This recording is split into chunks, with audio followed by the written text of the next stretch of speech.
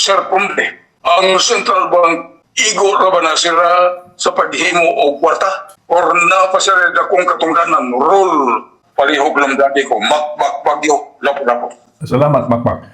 Dako kayo ng trabaho sa Central Bank, no? Dili lang sa pagprinta sa kwarta, pero sila gyapon ang maghimo sa mga balaod nga kinahanglan sundan sa mga bangko, no? Mga bangko, mga financial institution, ang kanang mga lending. So sila maghimo sa guidelines na sila kanang interest rate, sila magpili sa interest rate, sila magbuot ana unya kanang mga policies, tanan mga financial policies. So daghan dako kay nagtrabaho. Importante kanang anang foreign exchange nato, sila gyapon ang magdaan na ang pag-ili sa kwarta, ang exchange rate, unsaon pag pwede na sila mo influence sa value sa atong kwarta. So pananglitan daghan kayong dollar nga musod gikan sa mga OFW. So mukalit lang kanaog ang value sa dollar, so mugamay ang exchange rate, no? Sa bali ang kining atong mga negosyante, labi na kining mga dako nga department store, mamalit ni sila for Christmas, mupalit sila sa mga August. So daghan sa kayong dollar nga mugawas, kay kadaghanan sa mga nasod gawas dollar may imong ilang gamiton sa pagpalit sa ilang mga produkto,